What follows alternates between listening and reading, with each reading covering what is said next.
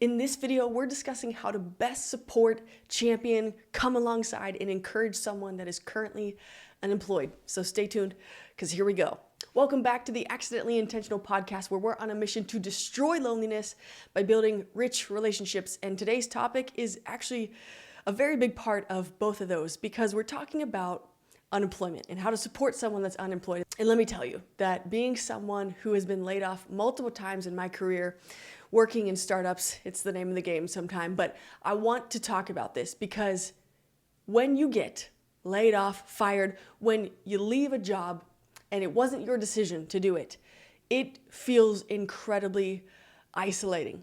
And so I want to talk about how you can be a rich relationship to people who are currently experiencing this in your life. And so I'm going to start this video by talking about what it actually feels like to be laid off or fired from a job.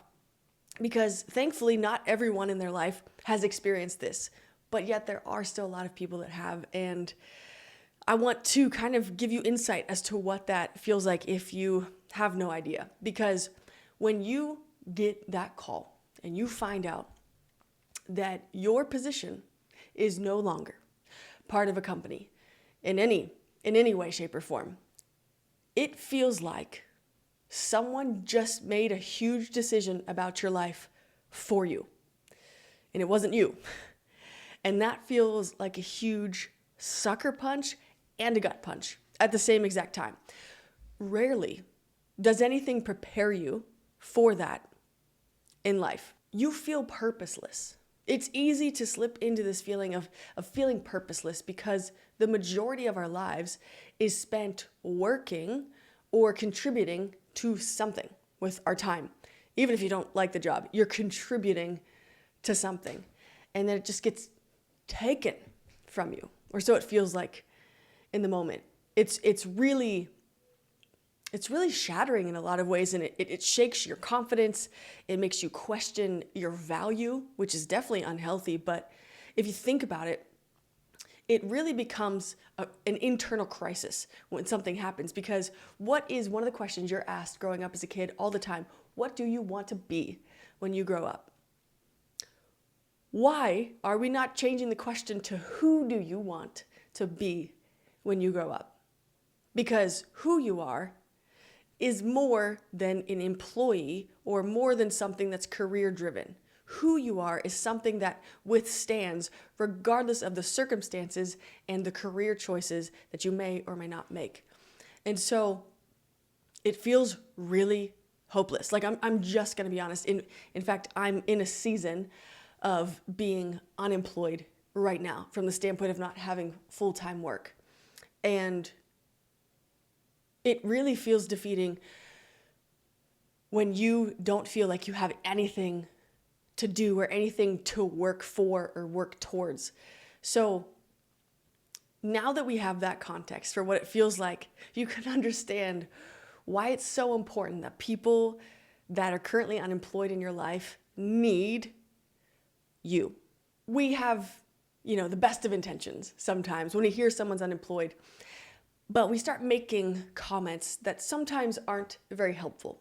So before I share what you can do to be an incredible friend and step and walk alongside with someone that's currently unemployed and encourage them, I actually want to give you some phrases, actions to not do, or that in my experience I've found to be not helpful. So let's just go through those real quickly so we know where to improve. So whenever someone shares with you that, hey, I got laid off, hey, I got fired, I'm currently unemployed right now, one thing that's not helpful in the moment is saying, it'll work out. It's going to be all right. Now, I understand the intentions are good because you want to encourage someone, but it feels trite, just being honest, in the moment. We're going to go through ways which would be more helpful and better things to say, but definitely seeing someone and just acknowledging that you understand what they're going through and just saying, man, I'm so sorry. That's so hard. Starting there, that's a great starting point. Another phrase that isn't helpful is, ah man, like something is out there for you in perfect timing. Just comments like that, they're not helpful. Again, it feels trite and uninterested, and almost as if you kind of want to remove yourself from that situation because you're not experiencing it yourself. Now, something that's interesting and could be extremely helpful or not helpful at all is saying the following: I'm going to be on the lookout for you. Now, that's extremely helpful if you are. But if you're just saying that to make someone feel better and you do not follow up on that whatsoever, never touch base or circle back, that is extremely unhelpful and harmful to that relationship, because it's not showing someone that they can necessarily trust you and take you at your word. Because people that are going through this want to know, or at least believe, that they're not alone. And they're not asking anybody to pull them out of it, okay? Speaking from experience.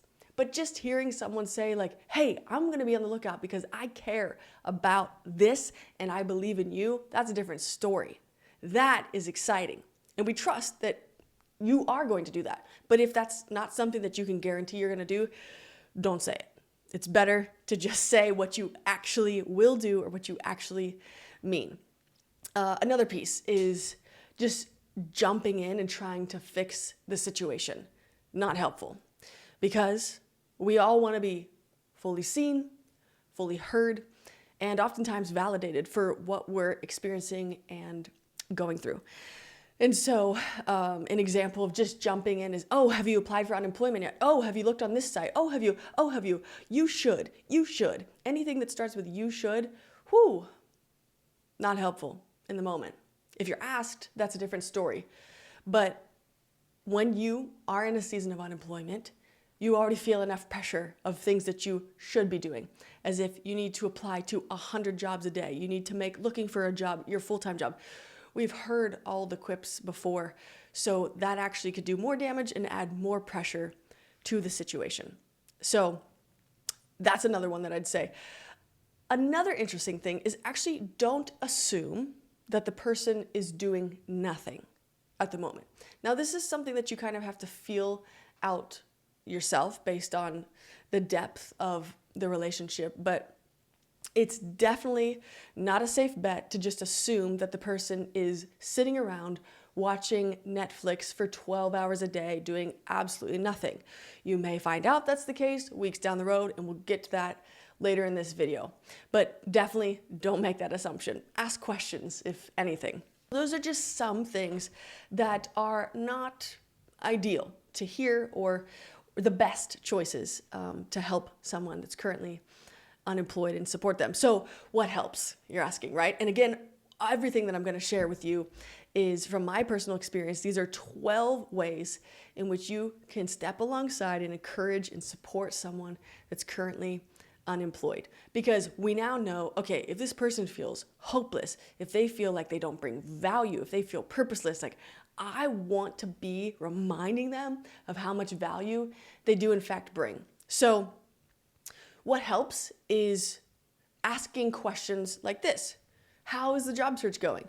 Now you might be thinking, oh, but what if that reminds them and it puts more pressure on them? Well, don't just stop with that question. Dig into it a little bit more. How's the job search going? For instance, I'm saying, honestly, not well. I can't find anything. I'm getting frustrated. Why not follow up with this question? Man, I'm so sorry to hear that. What's been the biggest challenge? Now, there's a reason you're asking this question. Because if I'm telling you the biggest challenge is just writing all these resumes and not really knowing if I'm articulating what I'm doing well, or I don't really know what to even search or type in the search bar anymore. Now those are good because they're giving you clues as to how you might be able to support the person.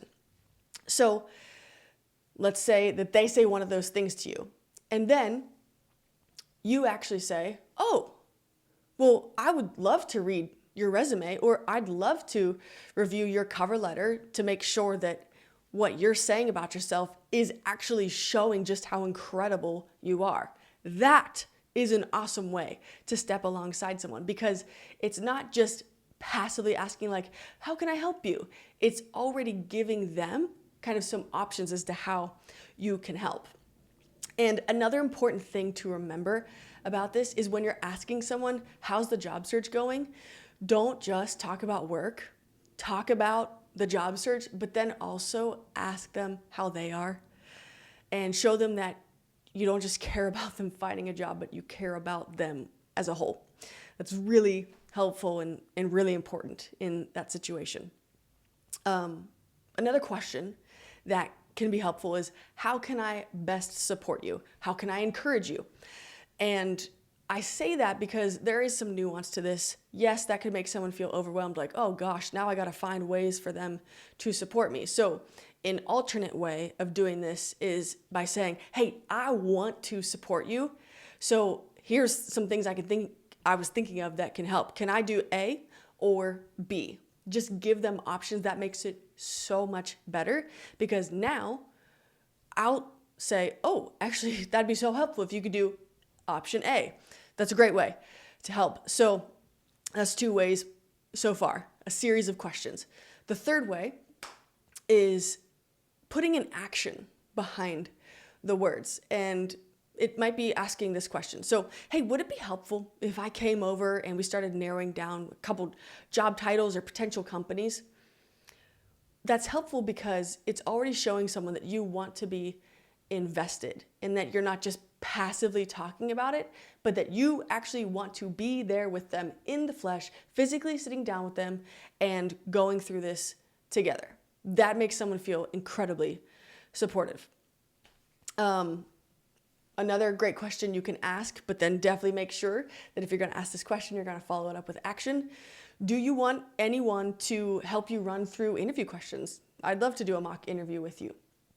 Now, this is really helpful because it helps someone understand in the heat of the moment, that's not the right phrase, but when it matters, how they should be articulating something. And then if they didn't do the best as they answered a question, you can give them live time feedback so that by the time they're actually in an interview, they can nail it. And you might be thinking, well, I have no idea what interview questions to ask. Well, let me tell you, Google and ChatGPT can be great assistants for that. That's 4. Number 5, what are some non-job, non-work related goals that you are working on right now?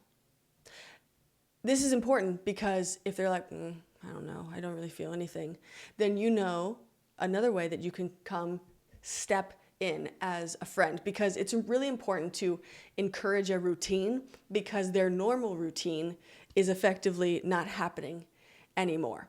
And so there's ways that you can encourage them with that to get a routine going so that they feel a sense of purpose and that there's a reason to wake up and hit the ground running today and be hope-filled and do the hard things. What I would say in that scenario that's been really helpful is having someone encourage me to get movement every day. Go for a mile walk, strength train. It could be anything, but just get some daily movement so that you are working your body, because working your body makes you feel like you are working. And that honestly improves your mental health. I mean, you've probably heard all the studies as to what exercise actually does for you. So I'm not going to talk about that, other than saying it's a really great way to encourage someone, is helping them find a daily routine and also encouraging movement. And you can also encourage movement by saying, hey, let's go for a walk. I want to hear about what's new. Something like that. The next one, I would say, number 6, is ask a variant or this question directly. Hey, is there anyone in my network that you would like me to try and connect you with? Now, this is an extremely generous question, and it's a really helpful question too, because 30 to 50% of jobs today are attained through connections and networking between people, as opposed to blindly submitting for a job, having to pass the AI detection as to whether your resume is good enough or not. So this is a really helpful way to come alongside someone, because effectively you are being a connector for them and being a bridge, which shows unequivocally that you support them and that you believe in them too and want to introduce them and make sure that they are also associating with other people that can be of benefit to them. Maybe not in a job, but just having great conversations so that they can learn more and sharpen their skill set in the meantime between jobs. Okay, number 7. This might be a little bit of a hot take, but I would say include them in activities as usual. Now, as usual is relative, but what I mean by that is don't decide for them financially as to whether they can or cannot be part of something. Now, that being said, definitely important to be mindful of, and if it's in your control, choose budget conscious outings and get-togethers with them in the meantime. Another fun way to support is by sending an e-gift card or something like that. Maybe you know their favorite restaurant or, DoorDash, something like that, where you can send a text alongside it that says, hey, thinking of you, I believe in you. Here's a way to celebrate when you finish your X job applications, whatever, for the day. So it's basically saying, I believe in you, I know what you're working on, and here is a treat when you finish. Because it's important to celebrate milestones along the way, no matter how small they are, because it gets defeating. It does get defeating. Sending out job resumes, cover letters, the whole process is extremely defeating when you don't hear back, which most of the time, we all know you're not going to hear back from a job unless they want you to go to the next round. So celebrating, hey, I knew that you applied for 2 to 3 jobs today. I'm proud of you. I support you. Something fun. That's an awesome way. And along with that, you can ask someone, hey, what do you need from me? And they could say, I'm the type of person who would say, I need accountability to make sure that I'm putting job applications in. This is how many I'm shooting for this week, so that okay, the way I can best encourage and support is by checking in. Not to hound them, but to know, hey, you asked me to hold you accountable. I'm checking in because I believe in you. And just keep hammering that home. I believe in you. That's so helpful. That's so important, because when you are unemployed, you very well may not be telling yourself this. So hearing it from somebody else helps remind you what you need to believe to be true about yourself too. Number 8, this is definitely an action, and it's tell them something that you're grateful for about them, and challenge them to send you 3 gratitudes a day. Or you can decide the amount, but 3 is, I feel like, a decent amount to send every day. This helps keep hope alive. And I also read research that writing down gratitudes every single day makes you 10 to 25% happier. That's pretty crazy. That's a simple way to increase your happiness and also your hope. Why are we not all doing that? So challenging them, hey, 3 gratitudes a day. I want to hear them. And if you're not going to give me some, I'm going to give you some gratitudes about you until you believe it for yourself and you can send them to me. Number 9, see if you can find a way to help them change their environment. Now, there's a lot of things that this can look like. This could be inviting them out to meal or coffee, going for a walk like we talked about.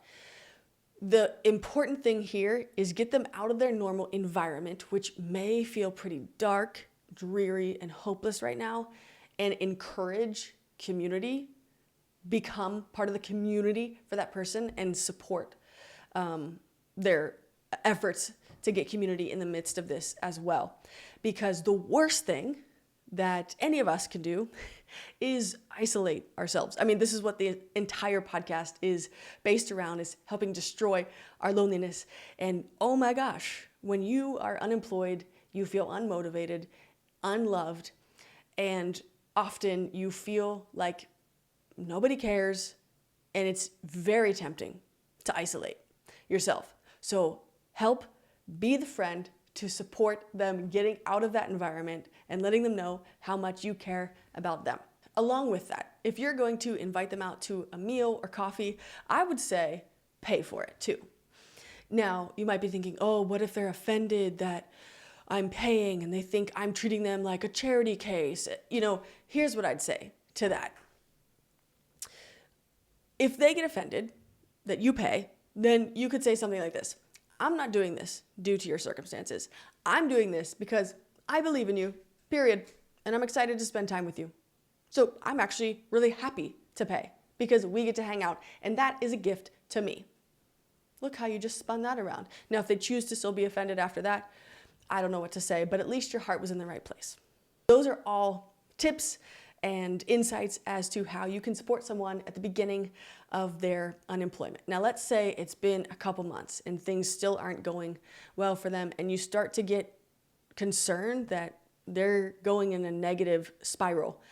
I would say that it may be time to intervene, but at the end of the day, you still can't make the choice for them. This whole thing revolves around showing that you support them, but not stepping in their lane and trying to control them or try and choose what's best for them, but really just show them, hey, I'm here. I want to spend time with you. So here's a couple things I would say to that. If you feel like that is one of those situations, I would go directly to their place of residence and knock on the door and say, hey, I care about you. I just want to come over, see how I can help you today with the job search. Like, let's whip out our laptops. I believe in you. I want to support you. And you're not alone in this. Now, they could respond and be like, no, you don't have to do this. You have better things to do. And you could say, hey, please don't decide for me. I want to be here. I want to hang with you and help you and support you. Now, this is obviously wonderful when you are in close proximity to them physically, or else it won't be able to work so well. I guess you could do it on FaceTime too. Of course you can. There, just changed my mind. You could do it on FaceTime too. Don't let the distance keep you from it. And I would also say it's really helpful if you do end up doing that with someone that you start being able to spot their potential and call out what they're good at, because it will do so much for them. Because again, every single day that you go without a job in a season of unemployment for however long it is, you start questioning yourself. You start questioning your abilities. So being the friend that's like, what? You're so good at this. We definitely need to talk about this in your resume, in your cover letter, because that's not something that everybody can do. Now, obviously you don't want to lie. You want to be truthful. That's why it's important to spend enough time with the person to be able to start seeing what their skills and their gifts and their talents uniquely are that they can bring to the table in their next job. Now, here's an interesting idea. The next one that I thought of was, if you can find a creative way to do it, find something that they're good at, hire them to help you do it without telling them that you're hiring them, ask them to help you with it, and then at the end, pay them. Now, think about it as in someone does photography on the side. They've never made any money from it. It's just been for fun. You could come up with the idea, hey, I am looking for new headshots. Can you come over and take some for me? That'd be so helpful. It's showing them, one, you trust their abilities, and two, when you offer to pay them at the end, they're probably going to be like, no, I can't do that. I'm doing it for free. It's not even a big deal. They're probably not even that good. Woo, boy, you have a lot to work with there, because then you could say, actually, I disagree. They are good, and I actually believe that you're good enough that you should be making money off of this. So I'd be honored to be your first customer to support this idea. I think that'd be such a fun way to support somebody. And if they're like, you're not paying, I'm not going to have it. All right, then you don't have to pay. But you're still making someone feel like they're contributing and they feel valued because you asked them specifically for their help. And I think we all feel really good when we're able to help people in our lives that we care about. And the 12th way that you can help support someone is by helping them unleash their dreams and their passions. Now you might be like, what are you talking about? That's so woo-woo. But here's how you can do it in a pretty easy way. Basically, you're helping them believe and hope for a better future for themselves and pulls them right out of where they are right now. So you can start by saying, what are some cons from the last job that you definitely wouldn't want to take into another job? Well, this is good because it's starting to get their mind around another job and what they would want to change. And now that they have the opportunity to change it, they can. And then once you ask the cons, you can say, well, what are some pros that you liked in that job that you want to transfer over to this one? In an ideal scenario, what would you like to do? And you just start kind of going through it, jogging their imagination with this process.